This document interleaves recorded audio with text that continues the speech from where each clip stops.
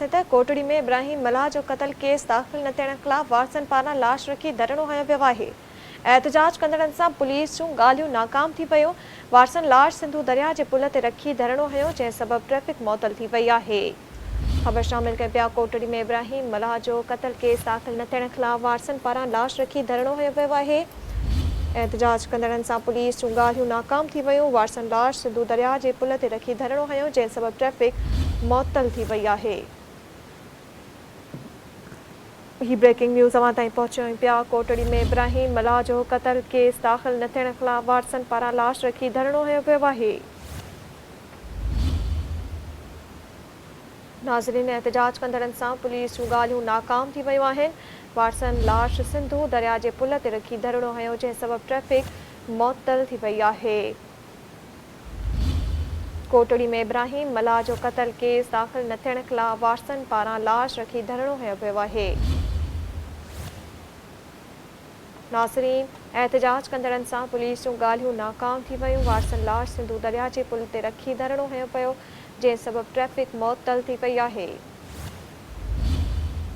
ख़बर शामिल कयूं पिया। कोटड़ी में इब्राहिम मलाह जो क़त्ल केस दाख़िल न थियण ख़िलाफ़ वारसनि पारां लाश रखी धरणो हयो वियो आहे।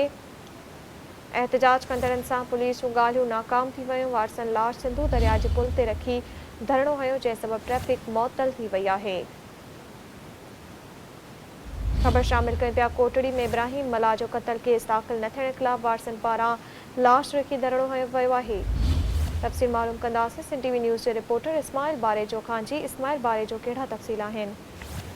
जी बिल्कुलु, तव्हां ॿुधाईंदो हलां त कोटड़ीअ जे कारे खए वारे इलाइक़े में मामूली जहिड़े सां ज़ख़्मी थियल इब्राहिम मलाह ज़ख़्मनि जा सूर न सां गुज़िरियल राति जेको सो पहुती वियो, जंहिंखां पोइ पोइ वारसनि सुबुह जो जेको सो लाश रखी कोटड़ी थाणे आॾो धरणो हयो त असांजी बि FIR करे जवाबदारनि खे गिरफ़्तार कयो वञे, जंहिं ते अॼु जेको सो पुलिस ऐं वारसनि में जेको ॻाल्हियूं नाकाम थियूं आहिनि।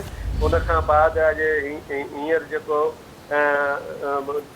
उन्हनि लाश खणी कोटड़ी रेलवे पुल आहे जेका सिंधू दरिया ते अॾियल हैदराबाद ईंदड़ वेंदड़ रोडनि ते जेको सो ब्लॉक करे उते धरणो हणी वेही रहिया आहिनि।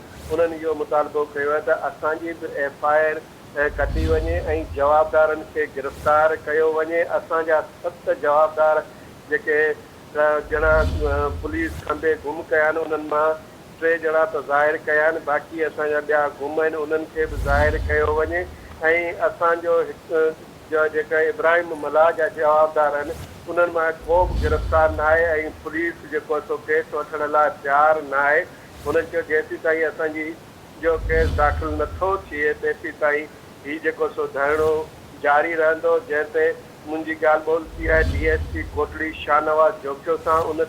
उनजो चवणु आहे त हिननि जी बि FIR वरिती वेंदी। इन केस में कलम वधीक लागू करे जवाबदारनि खे गिरफ़्तार कयो वेंदो। पर हीउ जेको सो चवनि था त पहिरीं जेका FIR ऐं जवाबदार गिरफ़्तार थियनि, उन लाइ FIR में जेके कलम आहिनि वाधू लॻाए ऐं जवाबदारनि जा नाला लिखिया पिया वञनि ऐं जवाबदारनि खे जल्द गिरफ़्तार कयो वेंदो। ऐं तेसि ताईं हिननि जूं ॻाल्हियूं हिन महिल जेको सो जारी आहिनि ऐं SHO कोटड़ी उन्हनि वटि पहुतल आहे। जी महिरबानी इस्माइल बारेजो तफ़सील ॾियण लाइ।